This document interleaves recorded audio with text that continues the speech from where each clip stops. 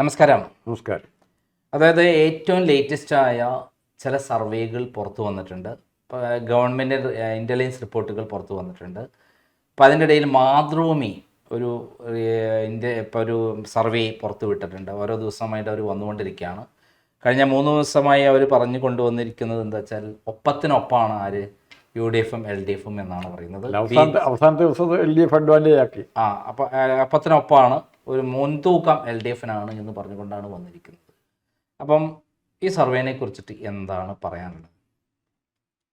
ഇത്തവണത്തെ ഇലക്ഷനിൽ ഇടതുപക്ഷം ഏത് നരേറ്റീവാണോ ഇവിടെ ബില്ലപ്പ് ചെയ്യാൻ ശ്രമിച്ചത്, ആ നരേറ്റീവിന് അനുകൂലമായിട്ടാണ് ഈ സർവേ കാണിച്ചിരിക്കുന്നത്. ഒറ്റയടിക്ക് ഇടതുപക്ഷം ജയിക്കുമെന്ന് പറഞ്ഞാൽ ആരും വിശ്വസിക്കുകയില്ല എന്ന് കൃത്യമായിട്ട് അറിയാവുന്ന മാതൃഭൂമിക്കാരൻ, അല്ലെ പ്രത്യേകിച്ച് ഉണ്ണി ബാലകൃഷ്ണൻ്റെ പേരെടുത്ത് പറയാം. അത് ഉണ്ണി ബാലകൃഷ്ണൻ അങ്ങനെ പറയാനുള്ള സാഹചര്യത്തെക്കുറിച്ച് നമുക്കറിയത്തില്ല. ഉണ്ണി ബാലകൃഷ്ണൻ മാതൃഭൂമിയിലല്ലല്ലോ ഇപ്പം. അല്ല, ഉണ്ണി ബാലകൃഷ്ണനല്ലോ ഈ സർവേ ഏഷ്യാനെറ്റിൽ ഇത് സർവേ മാതൃഭൂമിയുടെ അല്ലേ? ഇത് മാതൃഭൂമിൻ്റെ. അപ്പോൾ അതിൻ്റെ കോപ്പി തന്നെയാണ് ഏഷ്യാനെറ്റിലും രണ്ടും കൂടെ കോപ്പി ആയിട്ടാണ് വരുന്നത്. ഏഷ്യാനെറ്റിലും ഇത് വരുന്നത്, ഏഷ്യാനെറ്റിലും വന്നിട്ടുണ്ട്. ഇതിനകത്ത് സംഭവിച്ചിരിക്കുന്നത് ഈ സർവേയുടെ നരേറ്റീവ് ഇടതുപക്ഷം അപ്പോൾ ഇടതുപക്ഷം ഏറ്റവും പുതിയ നരേറ്റീവ് ഇവർ കൊണ്ടുവന്നത്, അത് ആദ്യം ഇന്നലെ കേരളത്തിൽ കേൾക്കാത്തൊരു കാര്യമാണ്. ആൻറ്റി ഇൻകംബൻസി, ഭരണത്തിനെതിരായ വികാരം അതുണ്ടെങ്കിൽ പോലും പല സ്ഥലങ്ങളിലും അതിനെ മറികടക്കത്തക്ക രീതിയിൽ എടുത്ത് പറയുകയാണ്. MLA-മാർക്ക് അനുകൂലമായ വികാരമുണ്ട്. ഒരു MLA-മാർക്ക് മാർക്കെടുക്കുക ഓരോ നിയമമണ്ഡലത്തിൽ. എന്നിട്ട് ആ MLA-മാർ ജയിക്കും എന്ന് പറയുമ്പോൾ ഇപ്പോൾ കൂടുതൽ ജയിച്ചിരിക്കുന്ന MLA-മാരുടെ ഇടതുപക്ഷം MLA-മാർക്ക് നല്ല മാർക്ക് കിട്ടുന്നു, അവർ ജനപ്രിയരാണ്. പിണറായി വിജയനോടും ഭരണത്തോടും ഭയങ്കര വികാരം, പക്ഷേ MLA-യോട് ഭയങ്കര സ്നേഹം. അതായത് ഞാൻ കാണുന്നത് 2015-16 കാലഘട്ടത്തിൽ CPM കാണിച്ച ഒരു ബിസിനസ് തന്ത്രമുണ്ട്. എങ്ങനെ കേരളത്തിൽ ഭരണം പിടിച്ചെടുക്കാം, അതിന് വേണ്ടിയിട്ട് ഒരു സ്റ്റോറി ഡെവലപ്പ് ചെയ്യണം. എന്താണ് സ്റ്റോറി? അന്ന് 2011 മുതൽ 2016 വരെയുള്ള കാലഘട്ടം എന്ന് പറഞ്ഞാൽ കേരളത്തിൻ്റെ സുവർണ കാലഘട്ടമാണ്. ഉമ്മൻചാണ്ടിയുടെ ഭരണകാലത്ത് സാധാരണക്കാരിലേക്ക് ഇറങ്ങി ചെന്ന് ജനങ്ങളോടൊപ്പം പ്രവർത്തിച്ച് അദ്ദേഹം പ്രവർത്തിക്കുകയായിരുന്നു. മാത്രമല്ല കേരളത്തിനെ വികസന പറുദീസയിലേക്ക് കൊണ്ടുപോയ മെട്രോ റെയിൽവേയും വിഴിഞ്ഞം പോർട്ടും കണ്ണൂർ എയർപോർട്ടും അടക്കമുള്ള നിരവധി എണ്ണിയാൽ എടുക്കാത്ത പരിപാടികൾ തുടങ്ങി കംപ്ലീറ്റ് ചെയ്തിട്ടുണ്ടാവില്ല. പക്ഷെ അദ്ദേഹം അതിൻ്റെ പ്രവർത്തനം അതിവേഗതയിൽ നടത്തിക്കൊണ്ടിരിക്കുന്ന ഒരു കാലഘട്ടത്തിലാണ് കേരളത്തിൽ അദ്ദേഹത്തെ മറികടക്കാൻ, അദ്ദേഹത്തെ ജനങ്ങളിലേക്ക് ഇറങ്ങിച്ചെന്ന് പാവപ്പെട്ടവരുടെ പ്രശ്നങ്ങൾ അപ്പം പരിഹരിച്ചുകൊണ്ടിരുന്ന ഒരു ആൾ കൂടിയാണ് അദ്ദേഹം. അങ്ങനെ ചെയ്തുകൊണ്ടിരുന്ന ഉമ്മൻചാണ്ടി ഗവൺമെൻറ്റിനെ അട്ടിമറിക്കാനായി വേറൊരു മാർഗവുമില്ല എന്ന് കണ്ടിട്ട് കേരളത്തിലെ ദൃശ്യ മാധ്യമങ്ങളെ മുഴുവൻ വിലക്കെടുത്ത്, ഇപ്പോൾ ഈ അഡ്വർടൈസിങ് ഏജൻസി വഴി വിലക്കെടുത്ത് അതിൻ്റെ ഭാഗമായിട്ട് ആണ് സരിതാ നായർ എന്നുള്ള പ്രശ്നം കൊണ്ടുവന്നത്. ആ സരിതാ നായരുടെ പ്രശ്നം കത്തിക്കാൻ വേണ്ടി ഈ ചാനലുകളെയും പത്രങ്ങളെയും ഒക്കെ വിലക്കെടുത്തുകൊണ്ട് അവർ പബ്ലിസിറ്റി കൊടുത്തു. എല്ലാ മസാലയും ചേർത്തു. ആ മസാലയും ചേർത്ത് അവസാനം വീണു, നമുക്കറിയാം. അതേപോലെ ഇപ്പോഴത്തെ ഒരു സ്ട്രാറ്റജിയാണ്, ഭരണകൂട വികാരം ശക്തമാണ് എന്ന് കേരളത്തിൽ എല്ലാവർക്കും അറിയാം. അതിന് ഏറ്റവും വലിയ തെളിവാണ് LDF-ൻ്റെ ജാഥ പോയപ്പോൾ ഒരു മണ്ണുണ്ണി പോലും അവിടെ ഉണ്ടായിരുന്നില്ല എന്നുള്ള CPM അണികൾ പോലും ബഹിഷ്കരിച്ചു. എന്നാൽ UDF-ൻ്റെ ജാഥ വന്നപ്പോൾ, VD സതീഷിൻ്റെ ജാഥ വന്നപ്പോൾ, പുതുയുഗയാത്ര എന്നുള്ള പേരിൽ വന്നപ്പോൾ നമ്മൾ കണ്ടത് 10,000 അദ്ദേഹത്തിനെ പ്രതീക്ഷയോടെ വരവേൽക്കുകയും അദ്ദേഹത്തിനെ തോളിലേറ്റിക്കൊണ്ട് സ്റ്റേജിൽ വരെ എത്തിക്കുന്ന ഒരു വല്ലാത്ത ഒരു ആവേശം എന്ന് പറഞ്ഞാൽ ജനങ്ങൾ ഒരു പ്രതീക്ഷ, ഈ ഭരണം മാറണം, ഈ ഭരണം മാറിയേ പറ്റൂ. അത് ഏത് കുറ്റിച്ചോലിനെ കൊണ്ടുവച്ചാലും ഇടതുപക്ഷത്തിനാണ് കൊടുക്കില്ല, ഞങ്ങൾ UDF-നാണ് കൊടുക്കുക. കാരണം UDF എന്ന് പറയുന്നത് അവർ കാണുന്നത് UDF ആണ് വരാൻ പോകുന്നത്. ടീം UDF എന്ന് പറയുന്നത് വരാൻ പോകുന്നത് ഈ തദ്ദേശ സ്വയംഭരണ തെരഞ്ഞെടുപ്പിലുണ്ടായിട്ടുള്ള വിജയം, ഈ ജനങ്ങളിടയിൽ അവരാണ് ഇനി വരാൻ പോണത്. അതൊരു വികാരം, അവരാണ് വരാൻ പോണത്. BJP ആയിരുന്നെങ്കിൽ ചില BJP കൊടുക്കുമായിരുന്നു. ഏതൊരു എതിരാളിയാണോ വരാൻ പോണത് അവർക്ക് കൊടുക്കാം. എന്നാലും ഈ പിണറായി സർക്കാരിൻ്റെ ആളുകളെ വിജയിപ്പിക്കില്ല എന്ന് ദൃഢനിശ്ചയം എടുത്തിരിക്കുകയാണ് കേരളത്തിലെ ജനങ്ങൾ. അവിടെ ആ സമയത്ത് ഇത്തരത്തിലുള്ള പഴയ തറവേലുകൾ ഉപയോഗിച്ച് മാതൃഭൂമി ഇങ്ങനത്തെ ഒരു പരിപാടിക്ക് പോയത് വളരെ മോശമായി പോയി എന്നാണ് പറയാനുള്ളത്. കാരണം വളരെ മോശമായ ഒരു കാര്യം പത്രത്തിന് തന്നെ ചീത്തപ്പേരാണ്. ഞാനൊക്കെ ജനിക്കുന്ന മുതൽക്ക് കോഴിക്കോടിൻ്റെ പാരമ്പര്യമുള്ള സ്വാതന്ത്ര്യ സമരത്തിൻ്റെയൊക്കെ അതിനിടയ്ക്ക് പോരാട്ടം നടത്തിയ മാതൃഭൂമിയായിട്ട് ഞാൻ ബന്ധമാണ്. വീരേന്ദ്രകുമാറും അതേപോലുള്ള പ്രമുഖരായ അതിനകത്തുണ്ടായ എം ടി വാസുദേവൻ നായർ, കൃഷ്ണ, പിന്നെ പി വി ചന്ദ്രൻ തുടങ്ങി ഇങ്ങോട്ടുള്ള പ്രമുഖരായ ആളുകളായിട്ടൊക്കെ നല്ല ബന്ധമാണ് ഞാൻ ഉള്ളത്. അങ്ങനെയുള്ള അവൻ്റെ എഡിറ്റർമാരായിട്ട് നല്ല ബന്ധമായിരുന്നു. നമുക്കൊക്കെ മാതൃഭൂമിയോടുള്ള ഒരു ബഹുമാനം എന്താ അറിയോ, മാതൃഭൂമി സത്യത്തിനൊപ്പം നിൽക്കുന്നതാണെന്നാണ്.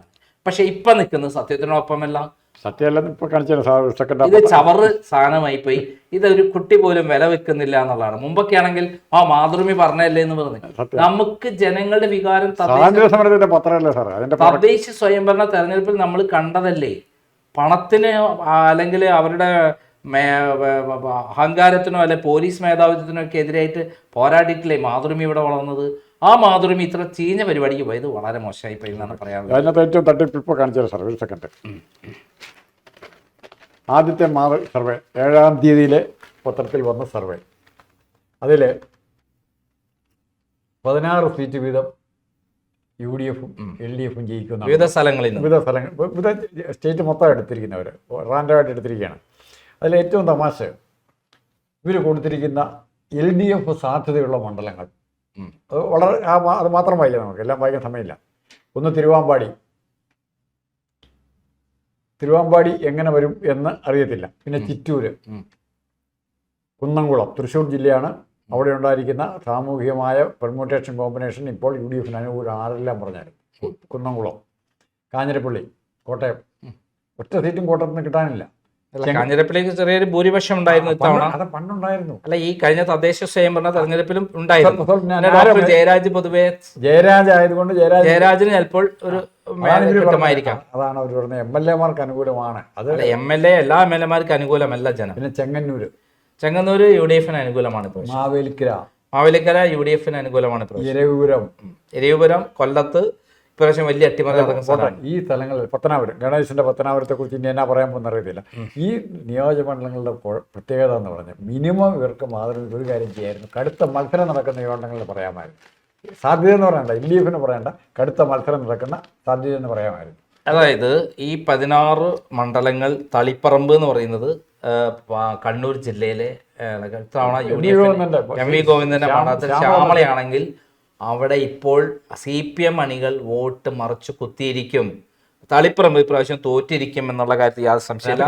പിന്നെ എലത്തൂർ, തിരുവമ്പാടി, കോഴിക്കോട് ജില്ലയിൽ ഒറ്റ സീറ്റ് ഇപ്രാവശ്യം UDF-നല്ലാതെ LDF-ന് കിട്ടില്ല. കാരണം ഇന്നലെ മിനിഞ്ഞാന്ന് നമ്മൾ ഒരു രംഗൊന്ന് കാണാം. നമ്മളെ മുഹമ്മദ് റിയാസ് പോകുമ്പോൾ അവിടുത്തെ ആളുകൾ കൂക്ക് വിളിക്കുന്നത്, നേഴ്സുമാർ കൂക്ക് വിളിക്കുന്ന കൂക്കുവിളി എന്ന് പറയുന്നത് ജനങ്ങളുടെ ഒരു പ്രതീകമാണ്. ജനങ്ങൾ എങ്ങനെയാണ്, കോഴിക്കോട് ജനങ്ങൾ അയാൾ പോകുമ്പോൾ ഇളിബ്യ ചിരിച്ച് പോവുകയാണ്. കാരണം ഇതാണ് കേരളത്തിന്റെ അവർക്ക് അനുകൂലം എന്ന് പറയുന്ന ഒരു കാര്യമാണ്. നമുക്കൊന്ന് അതിൻ്റെ അകത്ത് ചേർക്കാം.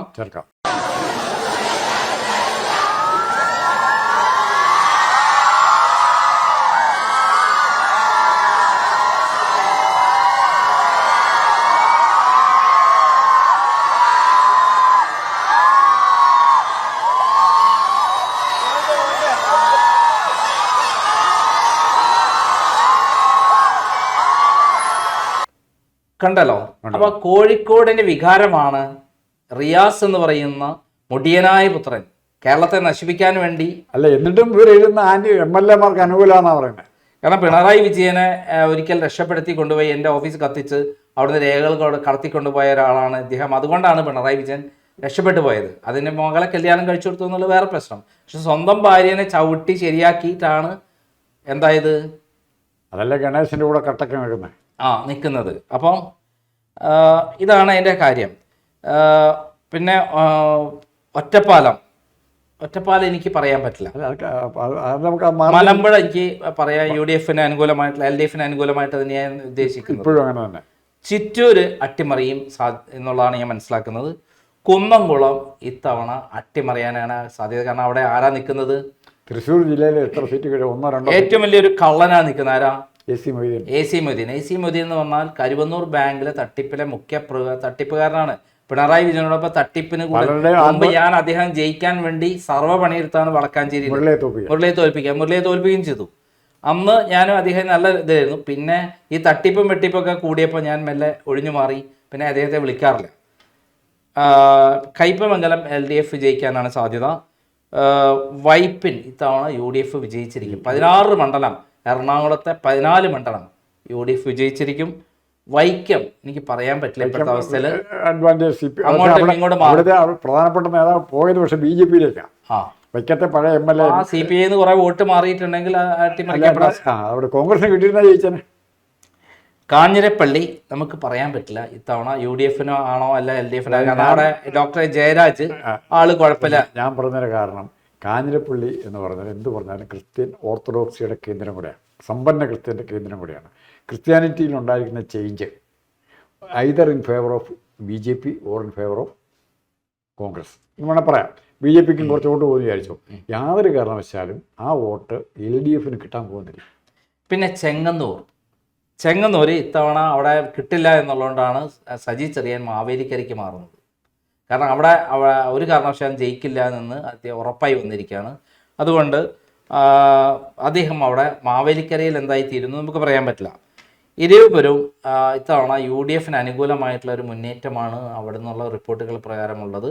വലിയ സ്വീകരണമായിരുന്നു ആർക്ക്? VD സതീശന്. പത്തനാപുരം, ഇപ്പം ആരെങ്കിലും പത്തനാപുരത്ത് ഇത്തവണ LDF ജയിക്കും, ഗണേശൻ ജയിക്കും എന്ന് പറയുകയാണെങ്കിൽ നമുക്ക് ഒരു കാര്യം പറയാം, ഏറ്റവും ഭാഗ്യവാനായ UDF സ്ഥാനാർത്ഥി ജ്യോതികുമാർ ചമക്കല. കാരണം ഒരു 5 പൈസ മുടക്കില്ലാതെ ഗണേശൻ എല്ലാ പരിപാടിയും ഒപ്പിച്ചു കൊടുത്തിട്ടുണ്ട്. അത് പരസ്യമായിട്ട് ഭാര്യ വിളിച്ചു പറഞ്ഞിട്ടുണ്ട്. പിണറായിന്റെ വായിലടക്കം അപ്പം വിഴുങ്ങി കുത്തിരിക്കുകയാണ്, മിണ്ടാൻ പറ്റുന്നില്ല. കുറച്ച് തൻ്റെ ഉണ്ടെങ്കിൽ ഇപ്പം പറയണം ഞാൻ ഗണേശൻ്റെ കൂടെയാണ്, അല്ല ഞാൻ ഗണേശൻ്റെ കൂടെയല്ല, അല്ല ഗണേശൻ തള്ളുകയാണ് എന്ന് പറയാൻ പോലും കഴിവില്ലാത്ത രൂപത്തിൽ ആക്കി കഴിഞ്ഞിട്ടുണ്ട് പിണറായി വിജയൻ അടക്കം. ഏതെങ്കിലും ഒരാൾ അദ്ദേഹത്തിന് സപ്പോർട്ട് ചെയ്ത് പറയാൻ വന്നിട്ടുണ്ട് ഇതുവരെയായിട്ട്? അല്ല, ഈ മാധ്യമങ്ങളെ ഗണേശ ഇവിടെ ചലഞ്ച് ചെയ്യുന്നുണ്ട്, ഇതുപോലെ തന്നെ ചെയ്യുന്നുണ്ട്. 2 ലക്ഷം രൂപ കൊടുത്ത് 2 ലക്ഷം കോപ്പി ക്രൈമിൻ്റെ കോപ്പി വീടുകളിൽ വിതരണം 15 ലക്ഷം കോപ്പി സർക്കുലേഷനുള്ള സമയമായിരുന്നു. അല്ല, വിതരണം ചെയ്ത സമയത്ത് എന്നിട്ടും 10,000 കൊണ്ട് കഴിച്ചെന്നാണ് പറയുന്നത്.